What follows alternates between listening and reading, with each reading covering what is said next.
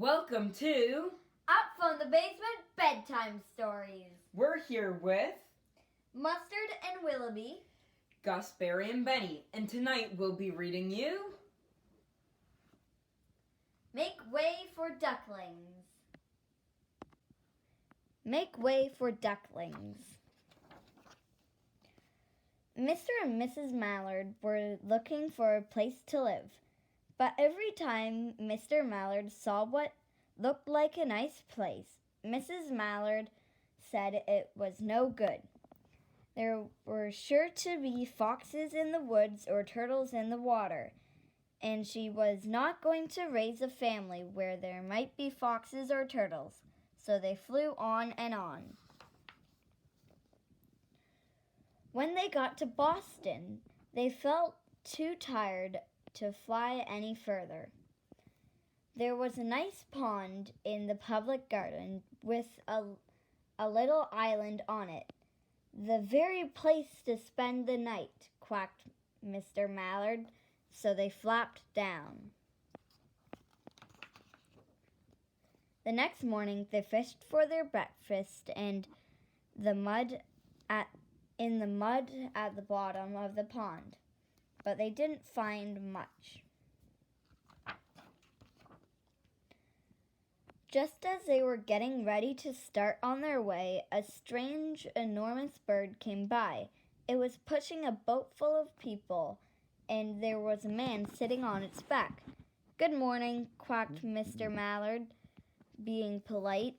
The big bird was too proud to answer, but the people on the boat threw peanuts into the water, so the Mallards followed them all around the pond and got another breakfast, better than the first. "I like this place," said Mrs. Mallard as they climbed out of the bank and waddled along. "Why don't we build a nest and raise our ducklings right in this pond? There are no foxes, no turtles, and people to feed us peanuts. What could be better?" "Good," said Mr. Mallard, delighted that at last Mrs. Mallard had found a place that suited her. But "Look out!" squawked Mrs. Mallard, all of a dither. "You'll get run over." And when she got her breath, she added, "This is no place for babies, and all those horrid things rushing about. We'll have to look somewhere else." So they flew over Beacon Hill and round the State House, but there was no place there. They looked in Louisburg Square, but there was no water to swim in. Then they flew over to Charles River. "This is better," quacked Mr. Mallard. That island looks quite nice. Looks like a nice, quiet place, and it's only a little way from the public garden." "Yes," said Mrs. Mallard, remembering the peanuts. "That looks like just the right place to hatch ducklings." So they chose a cozy spot amongst the bushes near the water and settled down to build their nest. And only just in time, for now they were beginning to molt, and their old wing feathers started to drop out, and they would not be able to fly again until the new ones grew. But of course they could swim, and one day they swam over the park on the riverbank, and there they met a policeman called Michael. Michael fed them peanuts, and after that the Mallards called on Michael every day.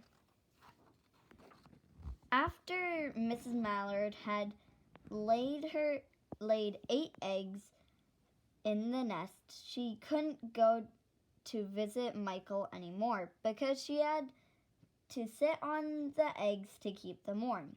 She moved off the nest only to get a drink of water, or to have her lunch, or to count the eggs and make sure they were all there. One day the ducklings hatched out.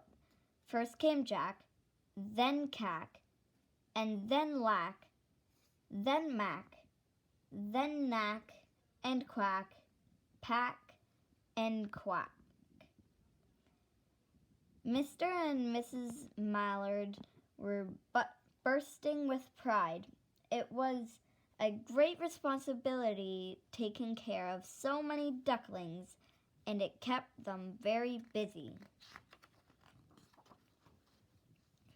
One day, Mr. Mallard decided he'd take a trip to see what the rest of the river was like further on.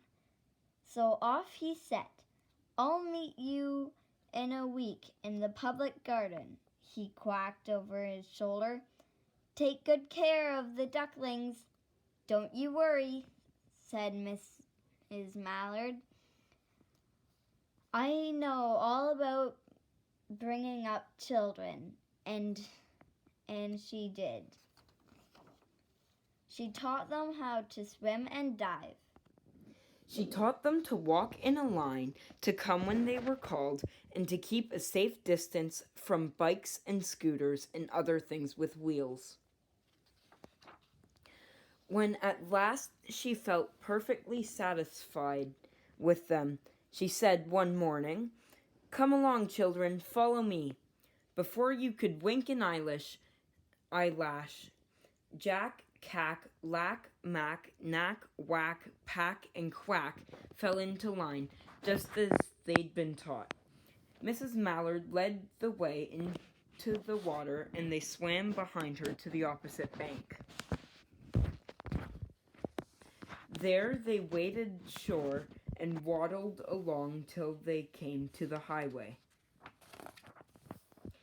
Mrs. Mallard stepped out to cross the road. Honk, honk, went the horns on the speeding cars. Quack, went Mrs. Mallard as she trembled back again. Quack, quack, quack, quack, quack, went Jack, Cack, Lack, Mac, Knack, Whack, Pack, and Quack, just as loud as their little quackers could quack. The cars kept speeding by and honking, and Mrs. Mallard and the ducklings kept right on quack, quack, quacking. They made such a noise that Michael came running, waving his arms and blowing his whistle. He planted himself in the center of the road, raised one hand to stop traffic, and then beckoned with the other, the way policemen do, for Mrs. Mallard to cross over. As soon as Mrs. Mallard and the ducklings were safe to the other side and on their way down Mount Vernon Street, Michael rushed back to his police booth. He called Clancy at headquarters and said, "There's a family of ducks walking down the street," Clancy said. "Family of what?" "Ducks," yelled Michael. "Send a police car, quick." Meanwhile, Mrs. Mallard had reached the corner bookshop and turned into Charles Street, with Jack, Quack, Lack, Mac, Knack, Whack, Pack, and Quack all marching in line behind her. Everyone stared. An old lady from Beacon Hill said, "Isn't it amazing?"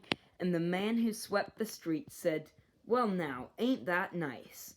And when Mrs. Mallard heard them, she was so proud, she tipped her nose in the air and walked along with extra swing in her waddle. When they came to the corner of Beacon Street, there was the police car with 4 policemen that Clancy had sent from headquarters.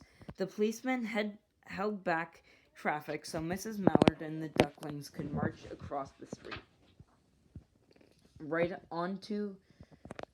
on into the public garden, inside the gate where they all turned around to say thank you to the policemen.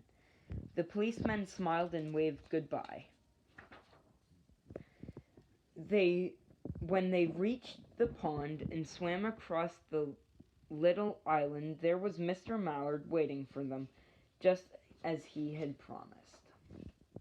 The ducklings liked their new island so much that they decided to live there. All day long, they follow the swan boats and eat peanuts. And when night falls, they swim to their little island and go to sleep. The end. That's all for tonight. Good night.